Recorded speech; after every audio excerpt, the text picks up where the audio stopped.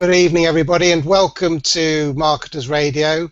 I'm Mark Salmon, and of course, with me is Chris Cole. Hi, Chris. How you doing, Mark? How are you?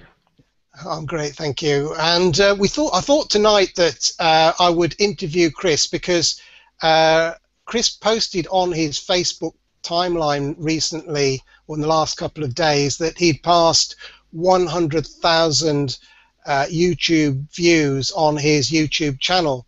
And certainly this is something that I've not conquered myself yet. And I thought that I would interview Chris, see some of the, or ask him about some of the strategies and the tips and tricks and so on that he's used to get those views.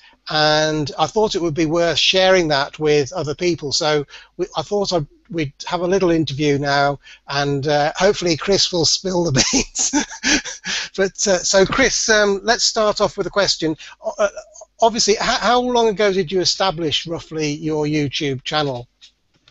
I created the channel probably several months before started to take it serious, and when I started to take it serious was the tail end of November last year.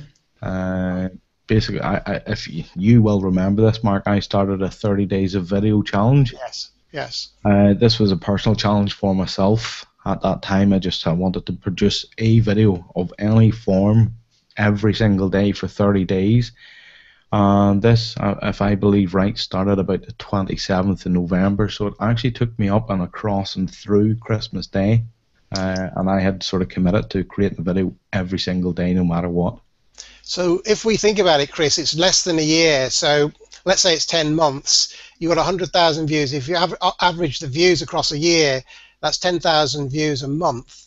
Obviously, it won't be spread evenly across the year, but you know that is pretty considerable. And if you think of that in terms of traffic to a web page, for example, if you had 10,000 views to your blog page, you'd be pretty happy, wouldn't you? You would be. I'm very surprised. As you're mentioning to a blog, I'm now averaging about 500 views a day. The growth obviously was slow. If you look back at the growth, obviously when you start out with anything new, that's where people maybe get disheartened. And I'll be honest, I haven't been publishing as often as I should have been or as I had been in the past, but my channel continued to grow over that length of time, and it's now running, as I said, around 500 views per day. Yeah, that's really good. And Chris, what was your objective when you originally sort of set the channel up? Did you have a goal, or was it just an experiment, or did you have a specific goal when you set the channel up? Well, the main aim for that particular channel initially was for personal branding, getting myself out there. The channel was attached or associated to my blog, I Am Chris Cole, and it was basically just putting myself out there as an internet marketer. Additionally, I like to teach people. I like to basically not give away information, but I like to sort of give videos away and provide value to people for no other motive than just doing that. I enjoy that, and that's sort of why I sort of pushed with the 30 days of video challenge and started sort of building out that channel as well. Okay, and obviously there's a theme running through that channel. Do you want to just explain the overall theme of the channel, really? A high percentage of, how do you mean by theme, Mark? I mean in terms of the content. It's obviously directed at a specific niche or targeted audience, or A high percentage, if not 95% of it, is based towards the internet marketers, and probably more specifically towards YouTubers and people looking to learn information in and around YouTube as well.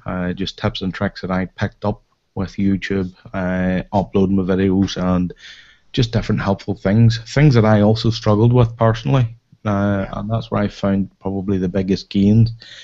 If I personally struggled with something and then I spent time, in some cases several hours, and in some cases it could have been longer, once I found a solution, then I will have sort of crafted this into a video tutorial and uploaded this into my channel. and I assume it's important to maintain a sort of a theme or a niche target audience in a channel, so that you're not just chopping around with different sort of types of content. Is that right, Chris? Or would you create a new channel if you had a new sort of topic or theme that you wanted to pursue? Yes, I do, and I actually do have tutorials within that channel showing how to create additional channels or sub-channels. Right. This channel, or the channel that these particular videos are going into, the Marketers Radio channel, is a sub-channel of my I Am Chris Cole channel, and basically with that, I can log into the one account and hop between channels, which is quite good. The other thing as well is, as I said, and with the channel strategy, it saves me having to remember so many different logins. I can log into one account, and I have about 4, maybe 5 sort of channels, counting my main channel, all attached to the one channel. So in theory, if let's say you decided to go into the health niche, you wouldn't have to create a new personal account, or would you? Or would you just create another channel that dealt exclusively with health, for example? Yes, if I was going into a different niche or wanted to teach, go down a different avenue that I wanted to keep separate from my main channel, then I would create a sub-channel. And Right. the sub-channel, although it's attached or it's within my YouTube account and I can hop between channels, unless I actually link between them or make it obvious that they're two, people would never know that the two channels are connected to me unless I made that sort of link obvious. Right. Right. So Okay. that's the handy thing about creating, the sub channels. The other thing as well is you don't need to sort of create another Gmail address, or Yeah. you don't have that side of things as well. You just can create a sub channel. Okay. And when you set out, or even now, do you have have you set this up with a view to making money, or is that a sort of secondary issue, in that you're getting traffic and eventually you're going to monetize it later, or what are you thinking about in terms of a business venture? Well, as I said, that particular channel, or my main channel, was set up for personal branding and obviously driving traffic towards my blog. Also gaining subscribers.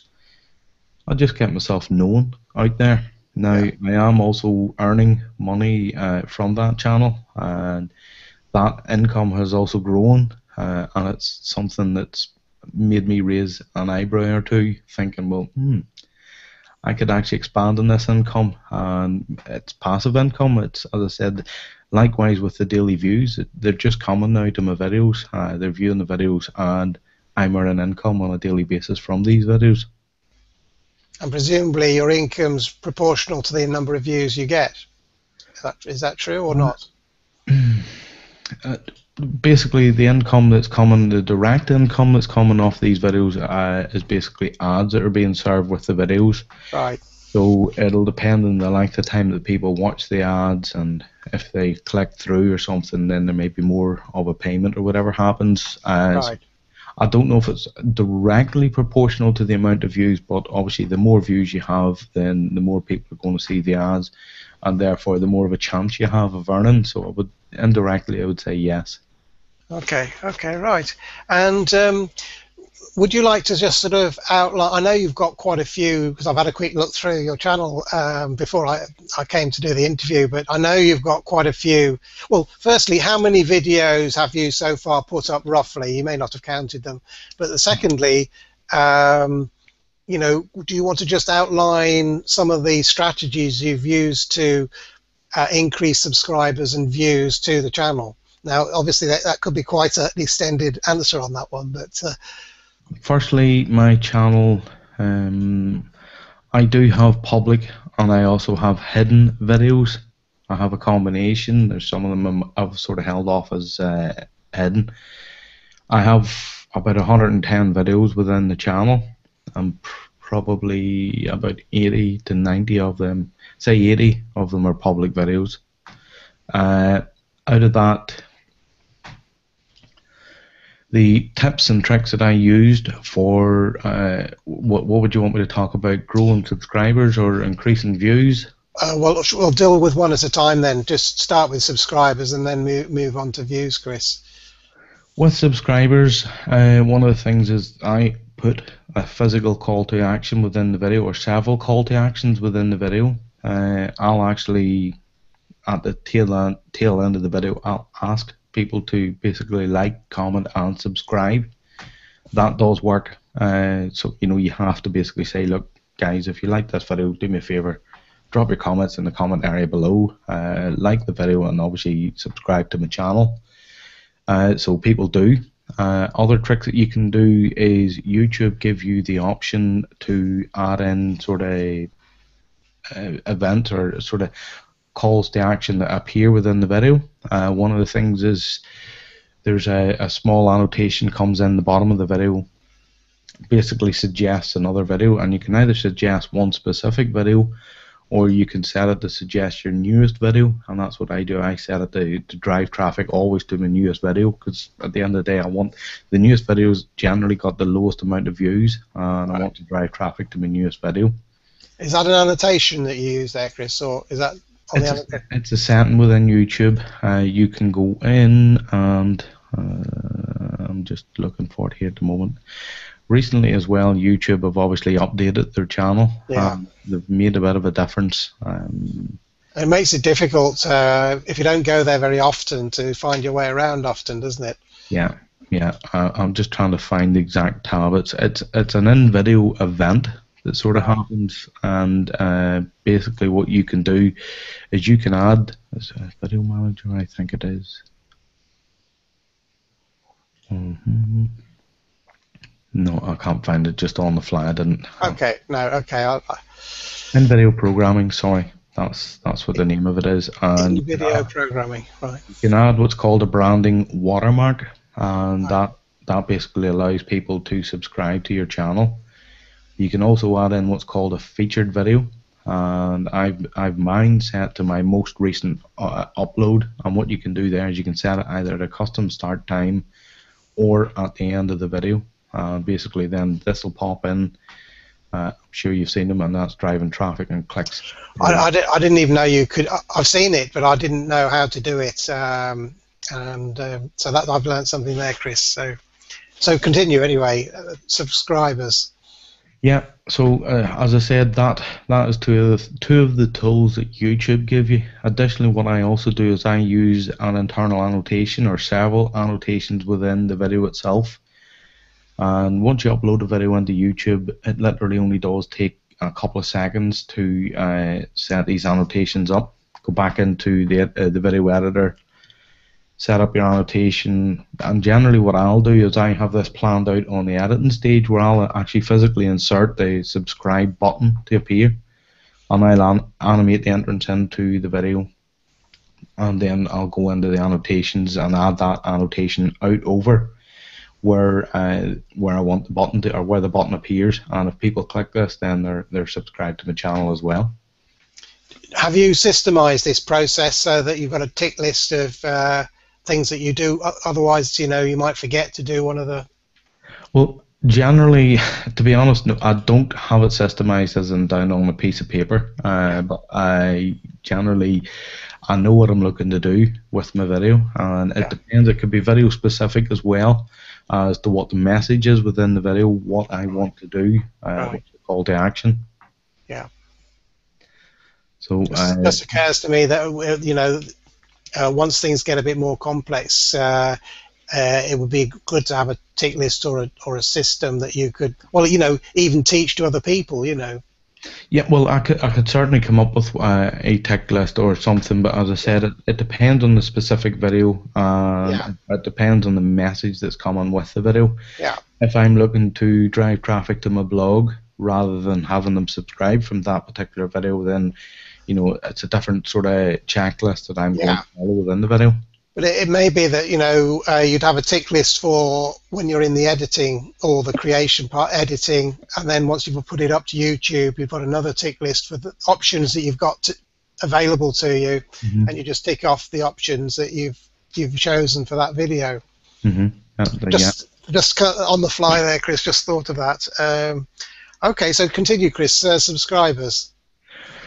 So as I said, the call to action is normally the best thing. I have it basically over my channel. What I've also got is on my, if I probably can't see it if I go to my channel page, because I have my channel set up in such a way that when people go to my channel page, if you're unsubscribed, you're going to have a different view of my channel page than the subscribers view. Oh, right. There's an introduction video on my channel, and what it does is it links to 3 or 4 of my other videos. It obviously asks you to subscribe to the channel, and it lays out different videos. But if you're subscribed, you don't see that introduction video anymore, and that's another option that you can use. Again, I didn't know that was.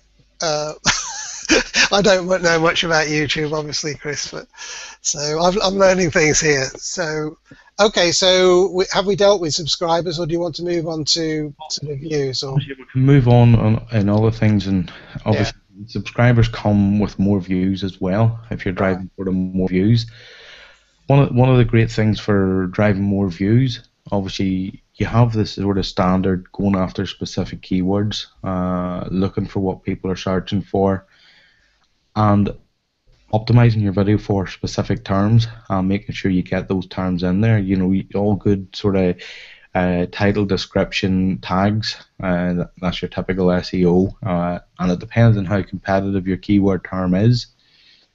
Also, what you can do is you can link either from your description or again with annotations from video to video. So you can send people, sort of say, hey, check out, if I have an example where I have uploaded an updated version of a previous tutorial, and I went to the old tutorial basically, and I put an annotation in there saying to view the updated version, click here. So I'm basically getting a hit on the first video, people are clicking the link, coming through, and they're seeing the sort of 2014 version. So I'm driving the traffic that way. That's in the description underneath the video. And additionally within the actual video itself, right, there'll be a call out, like one of the call out bubbles with the text will appear, sort of saying to view my latest or the updated tutorial, or there's a new version of this video, click here to view. And how do you put that into the video, Chris? Is that in YouTube or in the editor? Again, you go back into YouTube and you go into the editor, and then you go to annotations, add in your annotations. And when you're in annotations, you get the option to link to another video. Right, you can do it that way. Okay. Another great thing, obviously, we're talking about optimizing your video. So when you optimize your video, you're looking to rank both within the search engines and also within YouTube. Another thing that I do is I also post these videos over onto my blog. So there's a blog post for most of these tutorial videos that is also keyword optimized and optimized for that term. So if people are coming in from the search engine for whatever reason, finding my blog for any blog post, and then they find something interesting and drop on to a different page, well then there's a video waiting for them there as well. So that again is going to be gaining more views and gaining more traffic that way. One other tip or trick that I use is I create a custom thumbnail image for every single video. Yeah. And I try and make them sort of interesting looking or eye-catching, basically, because if you leave that up to YouTube, generally they get you in the worst possible moment, two eyes closed and a totally funny face, and it's just the default. I think they seem to scan the video for the funniest face you pull and then use that. Whereas I always, basically, I take the time and I create, again, the reason I create that graphical image is because I use that both as the thumbnail from a video. It's also the splash image within the video. And the third thing that it's used for is it's the default image on my blog post as well. I think that's very sensible because when you do that, your videos really stand out from the others on the page. Because they look different and they look professional in terms of the video splash image. I've started using that in my videos, and when you do that, and I sometimes just put a flat color in the background sort of thing, and even then it really stands out on the page. That's So I right. think that's really a great tip, that is, Chris. And And you've got yourself in various sort of poses as well, which again catch the eye because you think, oh, that's interesting, you know. yeah, yeah, that's I have a pose where I have my hands Yeah, that, and I think I'm screaming, and I have a set of headphones on. yes, That's actually one that I quite like and use that image quite a bit, because it's eye catching. yeah, It's different. It's me. It's different, and it draws people in. But the thumbnail images, as I said, generally I like to put my face in them yeah, in a lot of cases, and I'll also put very easy to read writing, and that way, basically, if people are scrolling down through their feed of videos and they're looking for a video for a specific keyword, hopefully mine stands out and draws the click in. So you're basically trying to draw or tempt the people in from the search engines yeah, and then sort of watch my video. So there's that side of it as well. yeah, absolutely. And the other thing I know you do is social sharing. Do you want to just talk about that? Yeah, Yeah, well, I obviously, as I've already mentioned, I do embed the videos within my blog. yeah, I also use the social sharing elements within YouTube. As you upload your video on YouTube, they give you the option to link to Facebook, link to Twitter, and obviously your Google Plus page. My videos go to all of those. But if you come into any specific video, just let me hit pause because I'm going to a video just to talk about this. Below the video, you have the option to share. And if you look below the video, you have the option to share to Facebook, send out a tweet again, send out to Google Plus. You have Reddit, Blogger, Tumblr, Pinterest, and a lot of other social sites. And I do use those. Generally, when you're signed into all of these accounts, if you haven't cleared the cookies in your browser, it only takes you seconds for each one of those videos. And basically, I submit them out to everywhere that YouTube basically provides for you down and below the video. Again, I'll also go over into Facebook groups that I'm involved in. Ones that guys that are interested in the particular topic, and I'll drop in my latest video. Sort of, hey guys, here's my latest video. I hope you find it helpful.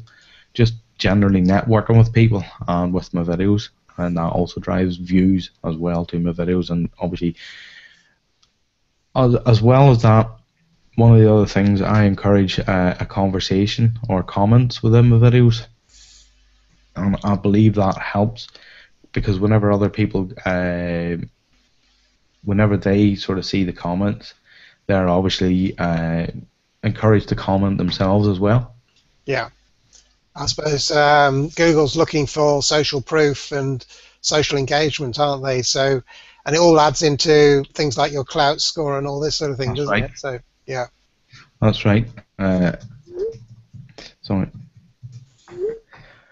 So it all adds up at the end of the day. And one of the things that I noticed about my channel, as I've sort of already mentioned, it didn't start off very quickly. It's always a slow burn with. Yeah. Nearly as if YouTube's testing you before they sort of increase your ranking a bit and then increase your ranking. They watch to see sort of the reaction around your videos and how things are going, and then they seem to sort of then not promote it, but it'll appear within the search engines once they sort of get a better relevancy out of it or something. Right. It's like a snowball gathering speed, yeah. It is. It's a slow burn, and it does grow. It definitely does grow. Right. Sorry, Chris. I'm just thinking back to when you did that 30-day challenge, which just in case anybody doesn't know about that, you basically challenged yourself, didn't you, to create a video every day for 30 days, if I remember. That's correct. How much of that, that's obviously that gave you the discipline, the challenge gave you the discipline to do that. But did that sort of create a sort of a critical mass in terms of getting your YouTube channel going, do you think? Was that an excellent exercise? Most definitely. That's been the result of the sort of passive income I've received since then. Right. It's also probably the core videos that are drawing in most of the traffic now.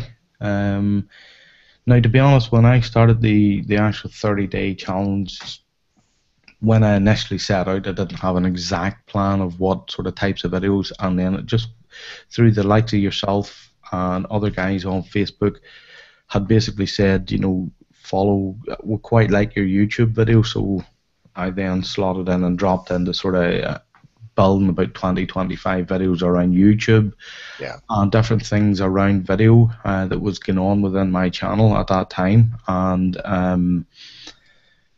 it really, really helped. To be honest, it has really, really helped. Do you think consistency in terms of uploading content is important for YouTube or not? I do. What I think is that you should have a good publishing schedule with YouTube. You should definitely have a publishing schedule where you look to set it out. And this is actually something I'm looking at doing myself from now moving forward. I'm wanting to do at least a video a week moving forward. Right. Okay. Also, Chris, have you, obviously we're creating a video now, and I know you're interested in podcasting. Is it your intention to strip the audio and put those into some sort of podcast platform as well to repurpose the content? Definitely, because at the end of the day, a high percentage of videos are just as good in audio format. Yeah.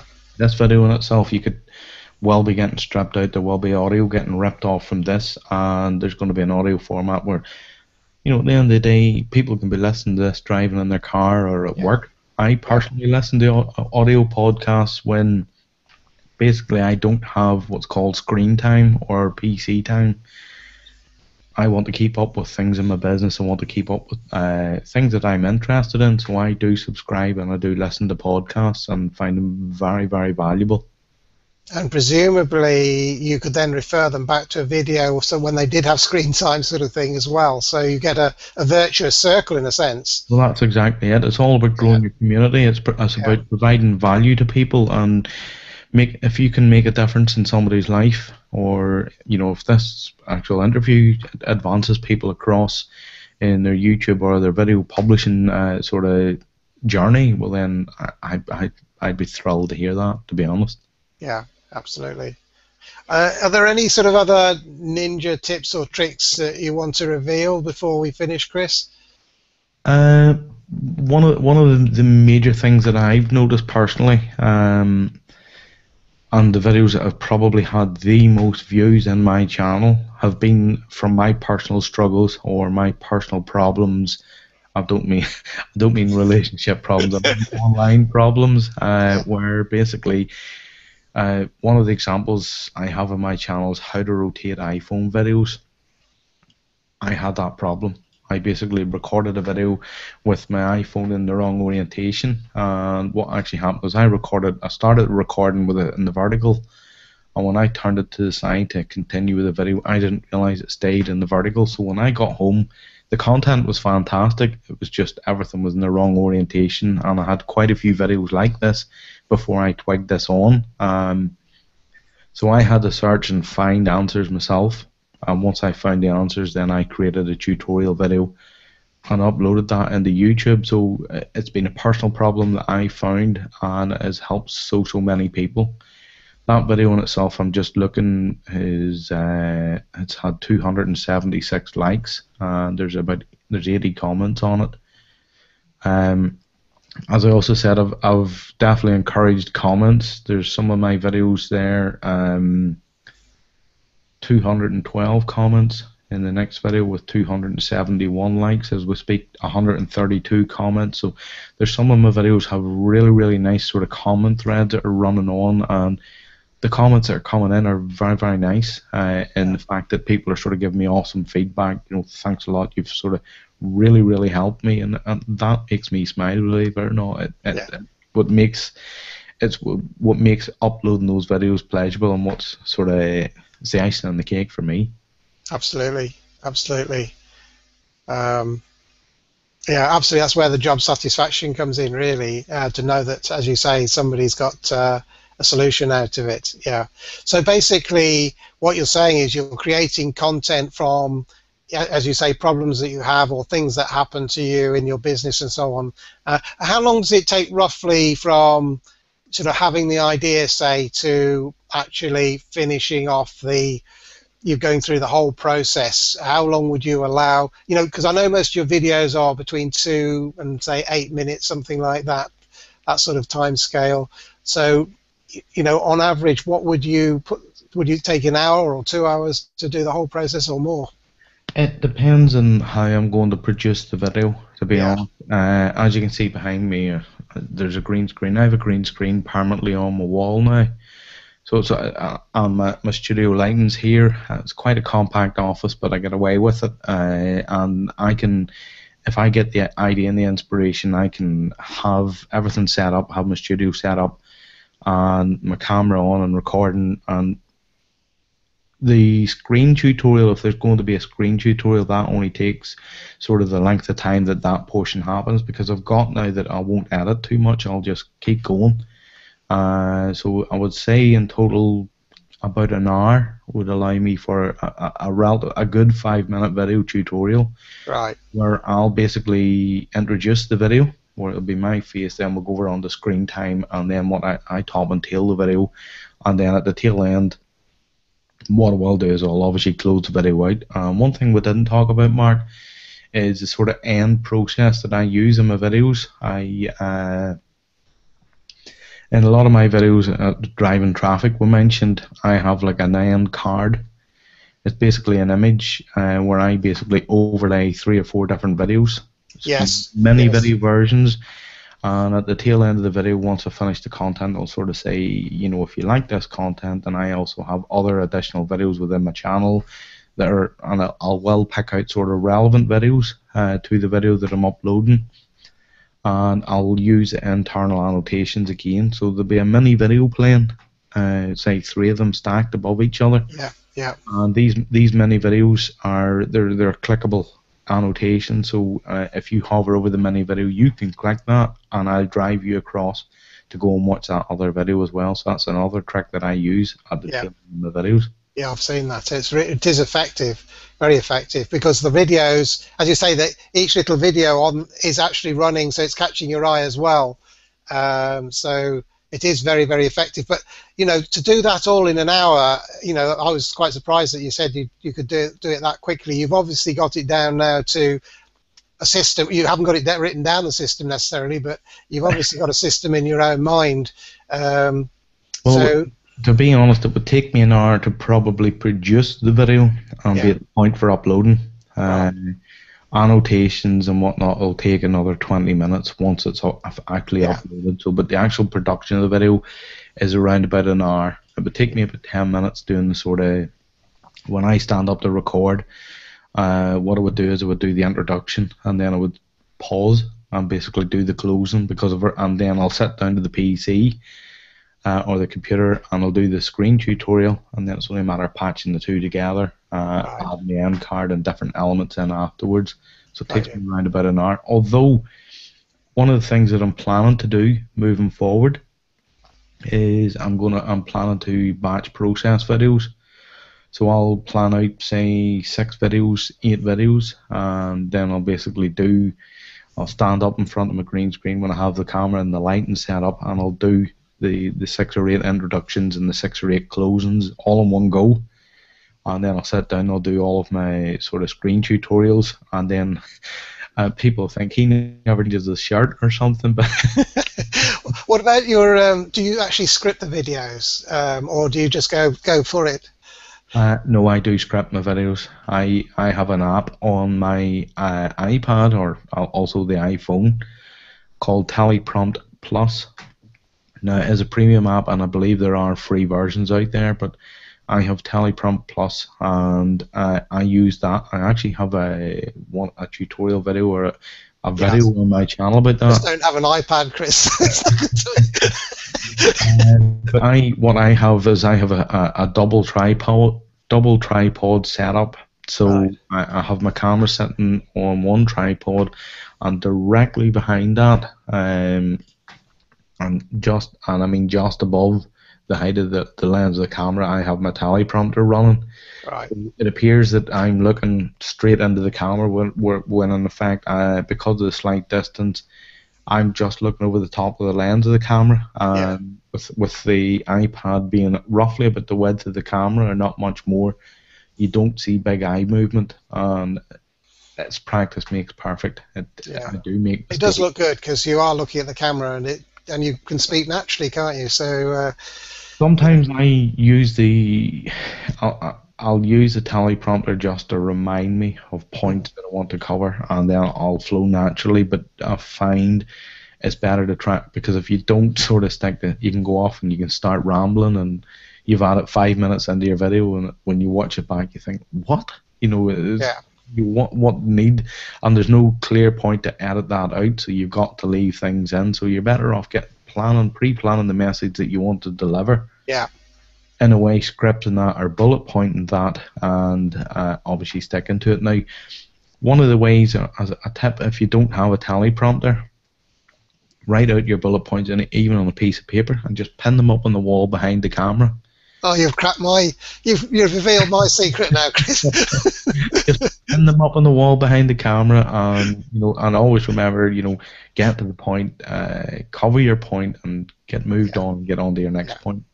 The other thing I do, Chris, is if I foul up, I just sort of have a gap and then run it again and then edit it out, basically, so that I don't keep stopping and starting the video. That's exactly what I do. Just keep the camera rolling Yeah. and just keep going. And I've seen myself sort of having to go back and re-say things, and and then what you've got to do is you've got to edit that out afterwards. Yeah. But I'll just keep the camera rolling and go that route myself to Yeah. get it down. And sometimes when you're not having a great day, you just can't seem to get anything right. And then there's other times things just flow lovely. Yeah. Yeah. There is a mix in there, and it's practice, it's confidence, it's being able to sort of laugh about it and just carry on. Yeah. Be relaxed in front of the camera and sort of be in the moment. Really is important, isn't it? Um, It is indeed. It's hard. It's not well, it's a skill you learn, is what I yeah. would say. And Yeah. I'm not 100% confident in front of the camera, but I'm a lot better than I was Yeah. even before I started the 30 days of video challenge. Yeah. It's the same with public speaking. The more you do it, the more confident and relaxed you get. So, Mhm. but yeah, that's great. Well, I've learned a lot from that, Chris. So thanks very much indeed. And for anybody that's listening, we'll put a link either within the video or some links below the video so that you can go across and view some of Chris's videos on his channel, because there are some fantastic tips and strategies there that Chris just hasn't revealed. Or if you want more detail about some of the things that Chris has talked about, you can actually sort of watch him over the shoulder as he actually sets some of these things up. Then we'll put that with the video, shall we, Chris? And this session will also be on marketersradio.com. Obviously the audio version and any links that we refer to. If you come to marketersradio.com and go into the podcast section, you'll find it in there as well. There's also a search bar on Marketers Radio. If you're ever looking to search for anything, you should be able to find this resource in there as well. Right, well, with that, I think we'll wrap the session up, Chris, and thanks so much for spilling the beans, so to speak. No problem, Mark. Not a problem at all. I hope people have found it helpful from my experience of getting there. It was a bit of a personal milestone for myself, because yeah, definitely. I've been watching the numbers. And seeing them creeping closer and closer. 96,000, 97,000, and I knew it was coming close. It'll be interesting to see whether now you've got 100,000, whether you'll get the next 100,000 in 6 months. You do know what I mean, or quicker. Well, to be honest, Mark, I haven't uploaded sort of keyword optimized or sort of targeted videos in quite a while. I've sort of fell away from doing that. Yes. And I want to start this again. Okay. I do intend to start this again. Even if it's one video publishing every Monday or whatever, I'm going to be bringing a video out a week Yeah. because I want to continue this growth. I Yeah. quite like the fact that I've now got passive income coming through my AdSense and the ads that are running in the videos. And I can see an angle there where not only can I grow my brand and authority, but I can also maybe grow a bit of passive income from this. Yeah. I can use a lot of the tips and strategies, and that's something we haven't really talked about within the session, to grow my mailing list as well. I'm also going to look at driving subscribers to my blog and onto my list as well. So there's always, Absolutely. and we can leave that for another session because I've sort of referred to annotations within the videos within this call quite a bit, and there's a lot to them. There's a lot that Okay. you can do with them, and there's a lot of tricks that you can use with the annotations feature within the YouTube channel. Well, I look forward to seeing that video. I know there are one or two videos there about it, but I look forward to that, Chris. Yeah. I've learned a lot. So, and certainly it sounds like something that I need to be doing myself. So, Yeah, definitely. It's something everybody should be doing with their YouTube channels. thank you, Chris. Okay, good night, everybody, and thanks for listening. Good night.